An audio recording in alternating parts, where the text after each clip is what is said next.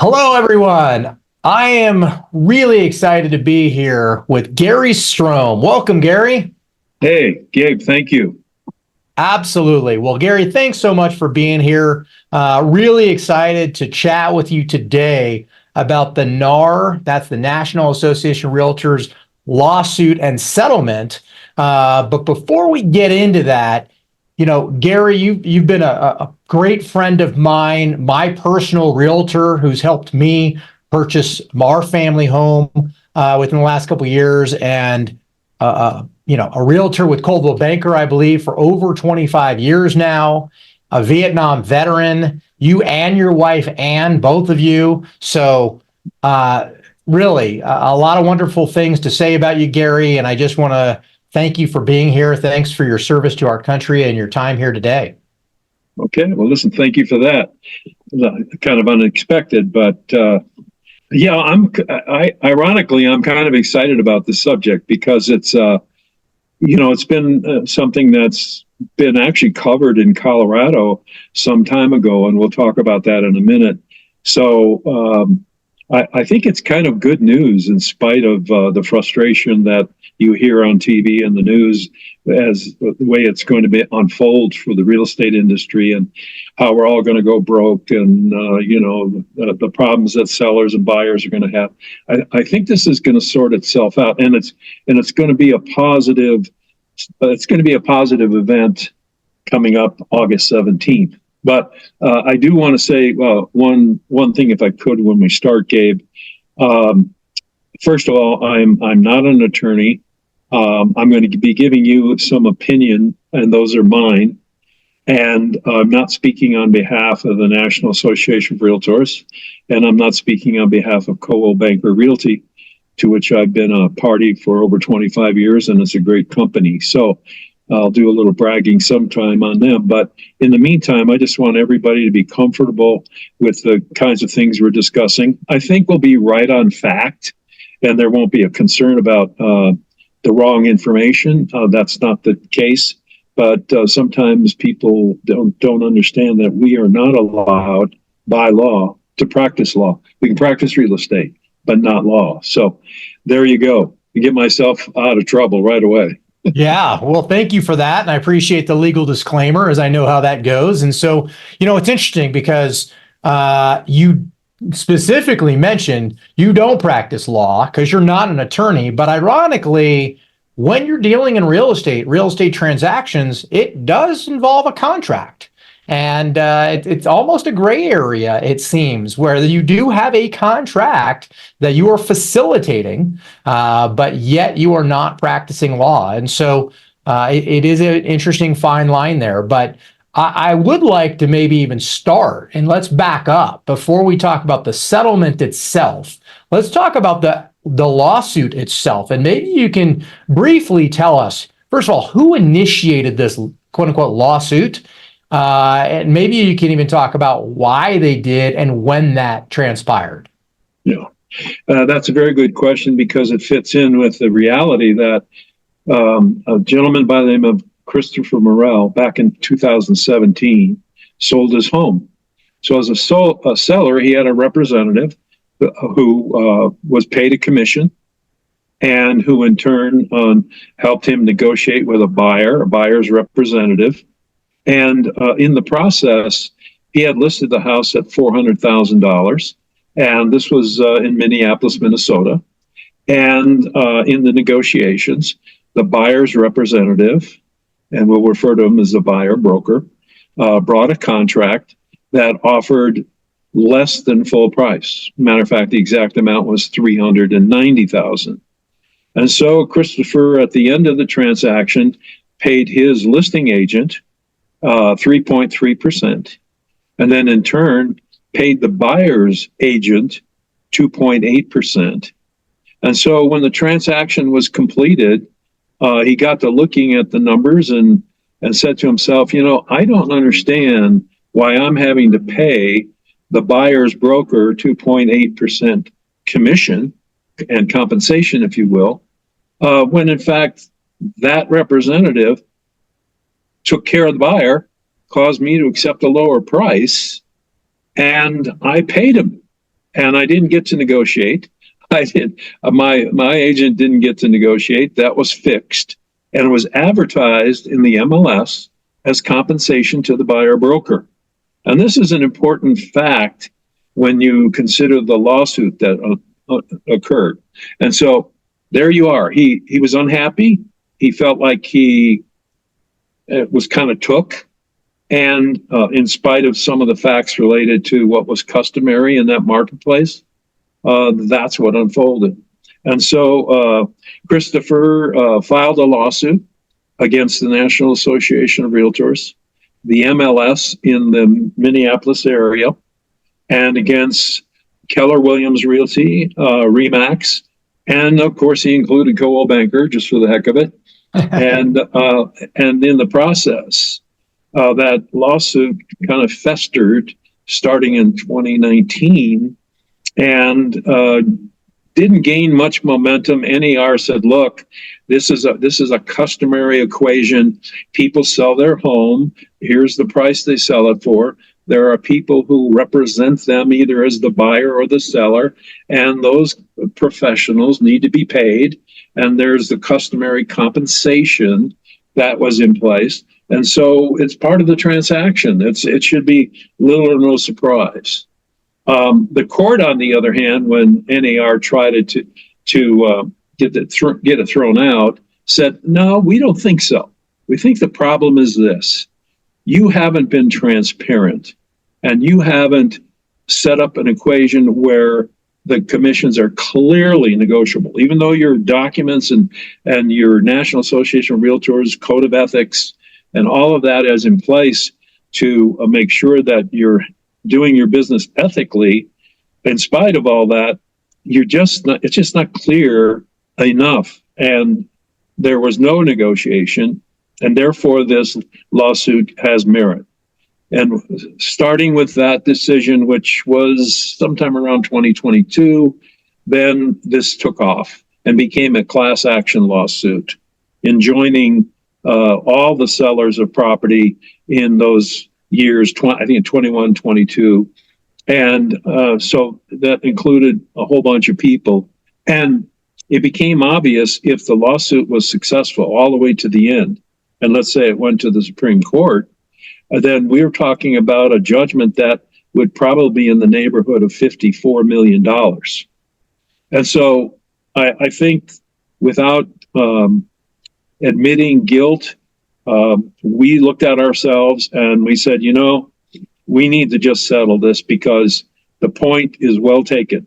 The clarity in the cost of selling a home, especially on the buyer side, is not clear enough.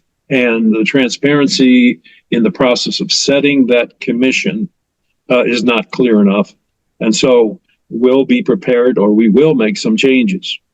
And then subsequently, back and forth, then comes the solution to the lawsuit that decided that the National Association of Realtors, that association, would pay $438 million in fines. That's the right word to use. And Coldwell Banker settled in advance, and we settled for about $65 million. And I think RE/MAX settled for about the same amount. So some of us decided to settle right away and be done with it. And otherwise, the N.A.R. waited a while. But now it's in place. And as of August 17th, now we're going to do something different.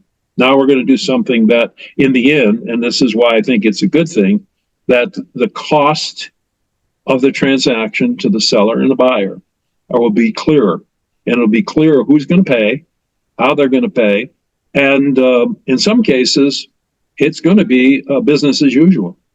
It's going to just clarify how this is done. And for once and for all, we'll make it such that everybody in the transaction will clearly understand what they paid. Fascinating. Thank you for that. To clarify a little bit, right? So we've got National Association of Realtors, N.A.R.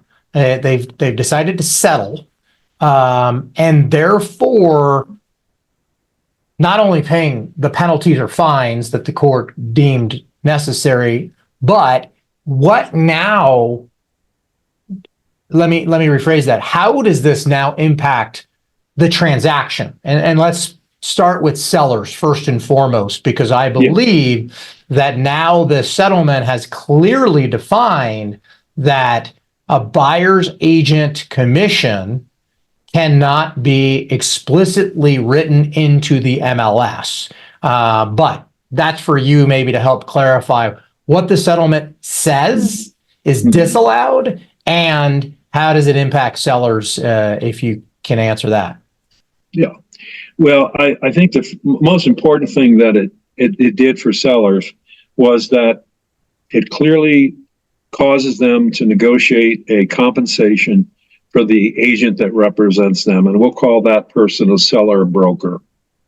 And that contractually doesn't have to be disclosed. It's just between the seller and the seller's broker. And that commission then is set. And of course, the person paying that commission knows exactly what it's going to be. And so that's the first good step. Not that they didn't know before, but now more than ever, they're going to be signing off on those documents and knowing, hey, that's coming out of my pocket. And it doesn't mean that the seller can't say, wait a minute, I need to encourage someone to bring me a buyer. I mean, it's going to take a buyer to sell my home. So how am I going to get that buyer? How am I going to go about it? They're not just going to walk in the door. And certainly I'm not going to open my door and let anybody walk through it. I certainly want to know that anyone sees my house, that they're qualified to buy the house. I don't just want to have them have a good time. So how am I going to manage that? And so the seller has the option, has the right to compensate a buyer's broker if they want to. This is where it's a good thing. It brings it out and says to the seller, do you want to pay him or don't you? And if you don't want to pay him, don't pay him. Don't offer him anything. But when you do that, you are then requiring the buyer to pay their own agent for the services that are rendered to them. And that brings up a whole lot of questions when it's related to financing, when it's related to out of pocket, where the money might come from.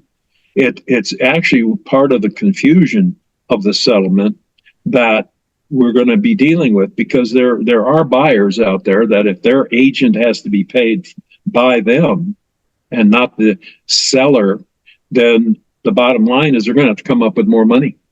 They're going to have to find the way to either, they can't do it now, but a way to finance it and be able to make sure that it doesn't impact their ability on what size home they can buy.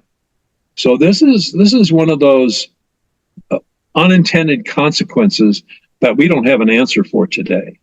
We're going to have to work this out. And you as a lender, you have a good, I mean, if you want to make some comments to that, if I'm not quite right, or you got something more, let's throw it in here right now when it comes to the lenders. Yeah, well, let's do that. But I want to go back a second to the sellers real fast and be very, very clear that I think what I heard you say is sellers have the right to still pay a buyer's agent, or they don't have to. So it's their choice. But what I had heard, and again, correct me if I'm wrong, is that it can no longer, meaning the buyer's agent's commission, can no longer be explicitly written into the MLS. Is that accurate, or is that only if the seller chooses to not pay that commission? It cannot be put in the MLS any longer. It can't. Okay. There's no wording that can be put into the MLS related to any compensation that the seller might pay or not pay. And there has been some discussion about concessions, buyer concessions, but when we talk about buyer concessions to help them pay their buyer broker, that will generally not be allowed, because what the agreement is that if a concession is shown in the comments in the MLS, that concession will be paid to the buyer or used by the buyer to pay anything they want to pay. Like, let's say, for instance, the agent the agent's going to get paid $2,000, but the concession is $5,000. Well, okay, maybe there's a way to pay that buyer broker. Again, that's yet to be clarified. But the extra money goes right to the buyer, doesn't go to the buyer broker. They can't possibly get in that concession and get more money. So I think the intent is no, nothing should be in the MLS pretending to be something and it's not.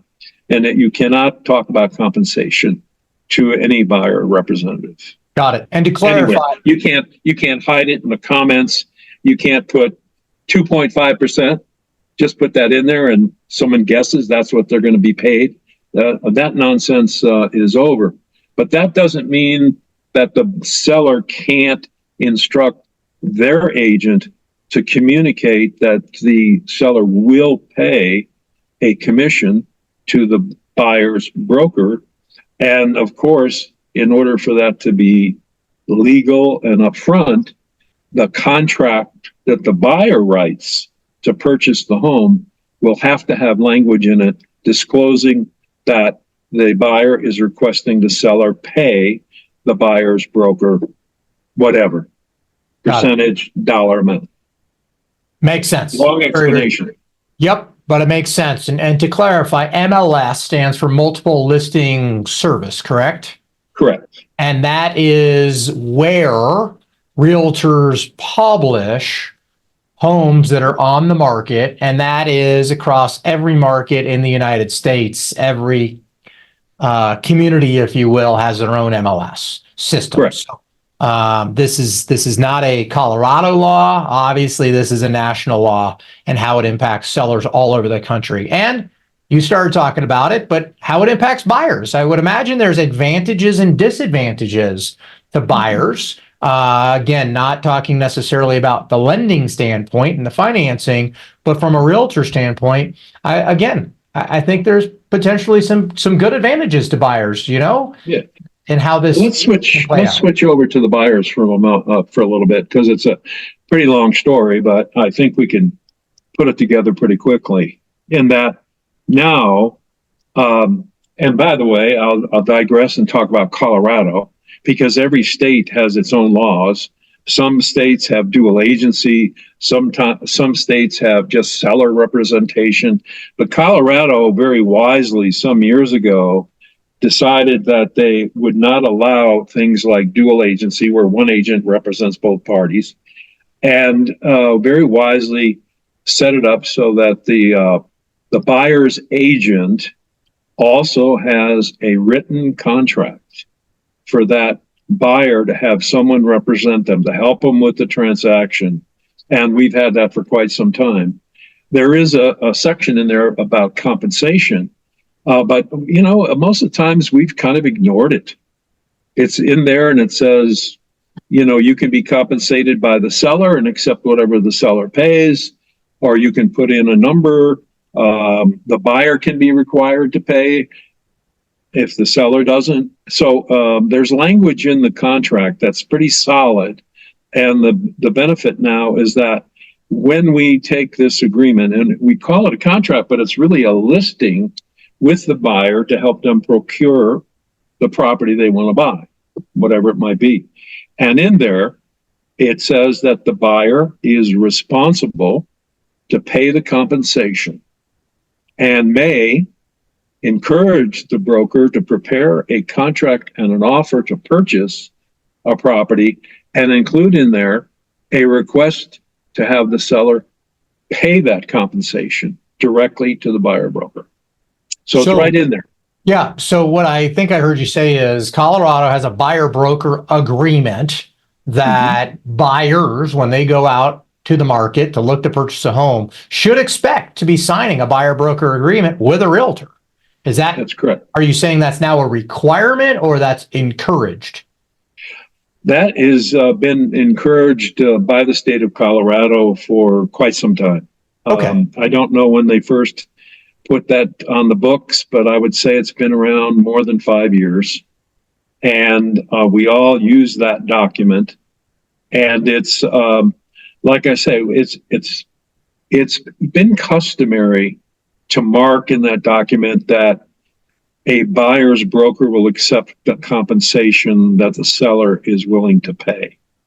And recently we all agreed, wait a minute, as the sellers may now or along the way, I'm not going to say got smart, but got smarter. And they say, no, I'm not going to pay any compensation. Now that means that the buyer's broker doesn't get paid. So everybody's jumped on that to clarify that they want to be paid. Sure. Well, nobody wants to work for free, obviously. So, I would imagine a buyer's agent or buyer's broker is no different. So, in that agreement, a buyer's broker agreement, does it specify, in addition to who's paying, does it specify how much, or is that now something that's up for, discussion and interpretation, whether it's a flat fee, a percentage, a range? What does that look like? Yeah. It is a requirement that the actual compensation be in there, and it can be any of the things you mentioned. More likely than not, it'll be a percentage. And in some cases, it might be a customary amount to percentage wise, but now it's negotiable. And thank you for bringing that up, because it's a key point. That is, the buyer and the buyer's agent should be looking eyeball to eyeball and say, okay, these are the services I'm going to give you. Here's the value of those services and what I want to be compensated for those services. And if we're in agreement, or are we in agreement, this is what I'll charge. And if the buyer, and this is where shopping around is not a bad thing. The buyer can say, well, wait a minute, I don't want to pay that much. Whatever the number is, I don't want to pay that much, but I'm willing to pay another number.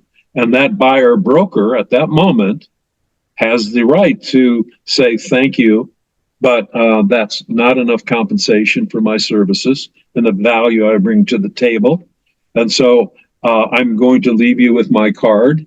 And I recommend you talk to a few other professionals and see if you can find someone that will do it for what you're willing to pay.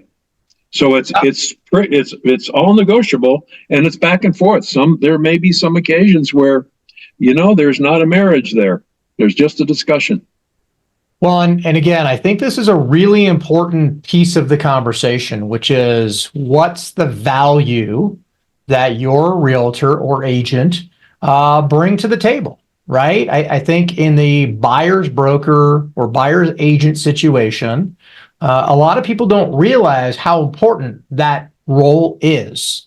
And whether it's, bringing your team to the transaction of inspectors, right, that you have on your team, whether that means your experience and knowledge of negotiating a contract and being able to get that buyer under contract when other realtors may not be able to because of the negotiation skills. And I'm not talking price only, I'm talking about all terms. Or whether it's your network that you have where other realtors in the community know you and know that you have the ability to perform and close on time and meet the timelines in a transaction or in a contract. These are all things, and I'm just going off the cuff here, but these are all things that I know you provide, and I know that other realtors provide, but not everybody does. And I think that it's really important where, as you said, buyers have these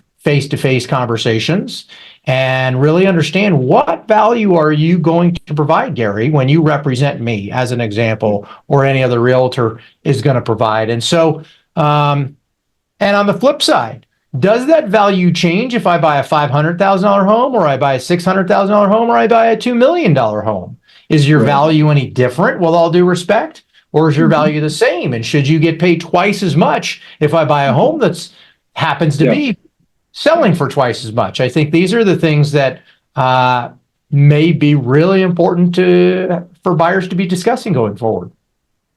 You're absolutely correct, and I think in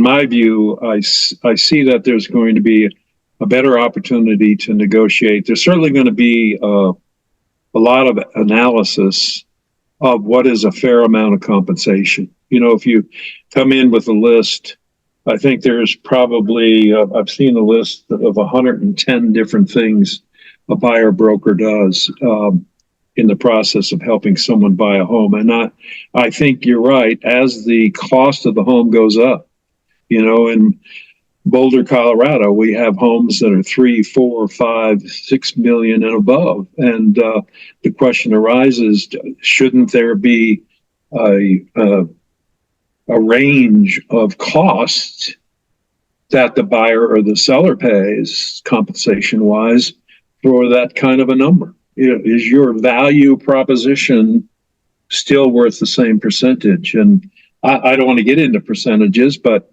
you know, a customary percentage for the seller side has been 3%. That's been a typical number, but there's no longer any discussion about that typical number. And I personally think as you get up into those higher price homes, I think there's just going to be a different range because now your value proposition has to match the compensation. Sure. So, well, Gary, this is all very that fascinating. part we'll see. Yeah, and this again is fascinating. I am excited to see how this unfolds. I think it really does create a more, maybe even appropriate way that buyers agents do get compensated. In some cases, as you said, I think things are unchanged. However, it's how it's, I guess, advertised in the MLS has obviously changed, and there's some restrictions on that. But this could be business as usual, or it could be significantly different for buyers agents and for sellers and buyers all. And with that, August 17th is the date that this change goes into effect. As we wrap up here today, Gary, I just want to say again, thank you so much for being here, for your information. If people have questions for you in regards to the settlement and or they want to just talk to you about real estate in general, what's the best way for folks to get in touch with you? I think the best way would be to give me a call. And if you don't mind, I'll give my phone number right now. You can reach me at 303-775-9331. We haven't hit every single aspect of the settlement, but these are the high points. So if you have some questions about that as a seller or a buyer, just call me. I'll be happy to cover whatever you might question. And if it takes a little digging, we'll go do some digging for you. But you know, these are the high points, and I'm ready for August 17th. I think it's going to be a good thing. I'm ready as well. Thank you, Gary, once again. And maybe we'll have you back on after August 17th, once the dust settles and this actually goes into effect. And maybe we'll have you on again and talk about new customs, if you will, and what is starting to become customary as the settlement goes into effect. So once again, thank you, Gary, and we look forward to having you again on soon. Thank you. Take care now.